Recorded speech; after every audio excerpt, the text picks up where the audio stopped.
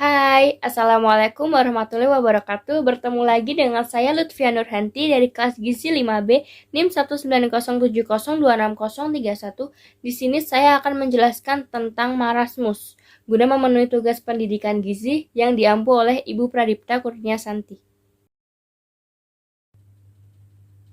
Apa sih itu marasmus? Berdasarkan riset kesehatan dasar atau yang disebut dengan Riskesdas dari Kementerian Kesehatan tahun 2018 melaporkan prevalensi KEP atau kekurangan energi protein di Indonesia berdasarkan pengukuran berat badan terhadap usia yaitu sebesar 17,7% dengan presentase kategori gizi kurang atau yang disebut dengan underweight yaitu sebesar 13% dan kategori gizi buruk sebesar 3,9%. Marasmus merupakan bentuk dari defisiensi kalori dan protein pada bayi yang kemudian berlanjut pada terkurasnya lemak dari bawah kulit dan otot. Gejala marasmus sering terjadi pada bayi usia 0 sampai 2 tahun. Umumnya terdapat banyak di antara kelompok sosial ekonomi rendah di sebagian besar negara yang sedang berkembang. Di sini saya akan menjelaskan tentang penyebab, gejala, pencegahan, dan pengobatan pada marasmus. Yang pertama saya akan menjelaskan tentang penyebab. KEP atau kekurangan energi protein disebabkan oleh dua faktor, yaitu penyebab langsung dan tidak langsung. Penyebab langsung antara lain penyakit infeksi, konsumsi makan, kebutuhan energi, dan kebutuhan protein. Sedangkan penyebab tidak langsung antara lain tingkat pendidikan, pengetahuan, tingkat pendapatan, pekerjaan orang tua, besar anggota keluarga, jarak kelahiran, pola asuh, anak tidak mau makan, dan pola pemberian empasi atau makanan pendamping ASI. Penyebab lainnya yaitu kurangnya produksi ASI, kondisi bawaan lahir, penyakit pada masa neonatus, serta kesehatan lingkungan. Selanjutnya ada gejala pada marasmus. Yang pertama, berat badan yang tidak normal. Penderita marasmus memiliki berat badan yang jauh di bawah normal. Berat badan penderita kurang dari 60% dari berat badan normal seusianya. Berat di bawah normal ini terjadi karena penderita mengalami kekurangan nutrisi yang akut. Gejala yang kedua yaitu suhu tubuh rendah. Suhu tubuh pada penderita marasmus cenderung lebih rendah atau yang disebut dengan hipotermia, di mana suhu tubuhnya 35,5 derajat Celcius karena lipatan lemak di bawah kulit terkuras semakin menipis dan bahkan hilang. Gejala yang ketiga yaitu tonjolan tulang terlihat menonjol dan jelas. Kehilangan lapisan lemak di bawah kulit akan menyebabkan kulit melonggar sehingga tubuh jadi sangat kurus seperti tulang terbungkus kulit. Tulang-tulang tampak sangat jelas, terutama bagian tulang rusuk yang terlihat sangat menonjol. Yang keempat, anak berwajah lonjong. Tidak hanya badan, kepala anak juga ikut terpengaruh. Wajah terlihat lebih tirus, lemas, dan tidak bersemangat.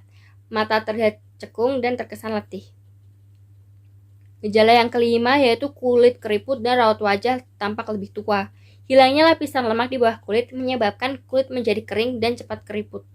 Demikian juga dengan kulit di bagian wajah, akibatnya raut wajah tampak lebih tua dari usia sebenarnya.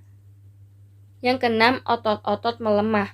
Kurangnya asupan nutrisi terutama kalori dan protein akan menyebabkan otot-otot tubuh menjadi lemah. Hal ini terjadi karena otot kekurangan sumber energi dan nutrisi yang berperan penting untuk menunjang aktivitasnya.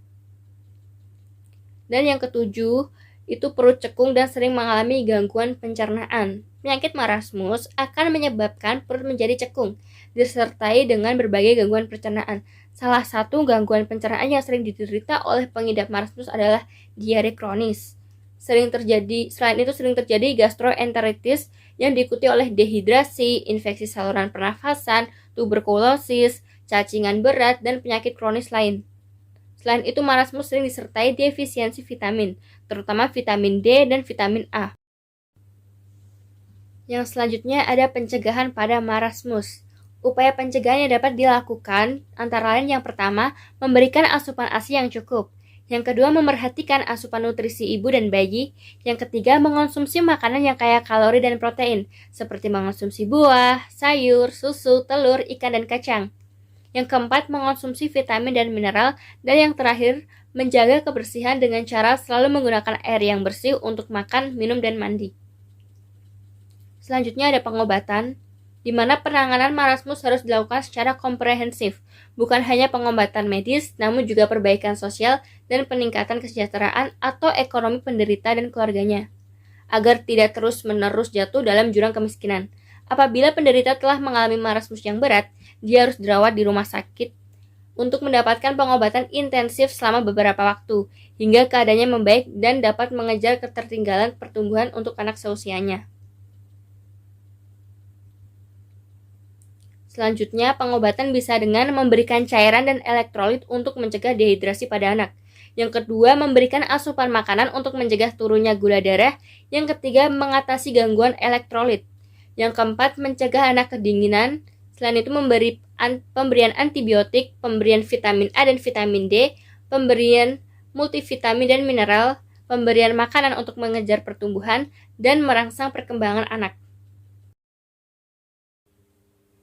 Oke, selanjutnya ada menu empasi atau makanan pendamping ASI yang bisa dibuat sendiri di rumah. Seperti pure pisang alpukat, di mana hanya membutuhkan bahan seperti 1 buah pisang, setengah buah alpukat, dan juga ASI. Selain itu, bisa membuat nasi tim ayam. Bahan yang dibutuhkan seperti 20 gram beras, 650 ml air, 25 gram daging ayam giling, 30 gram tahu potong kecil, 25 gram wortel serut, 30 gram tomat potong kecil, dan 1 sendok teh minyak zaitun. Selain itu juga bisa membuat jagung manis, tahu, dan telur. Bahan yang dibutuhkan 30 gram jagung manis pipil, 15 gram tahu putih, 25 gram telur, dan 1 siung bawang putih. Di mana empasi itu bagus untuk pertumbuhan pada anak. Selanjutnya, Unity of Science. Wahai sekalian manusia, makanlah yang halal lagi baik dari apa yang terdapat di bumi, dan janganlah kamu mengikuti langkah-langkah syaitan, karena sesungguhnya syaitan itu adalah musuh yang nyata bagimu. Quran Surat Al-Baqarah ayat 168. Sekian penjelasan dari saya. Mohon maaf bila ada salah kata. Wassalamualaikum warahmatullahi wabarakatuh. Terima kasih.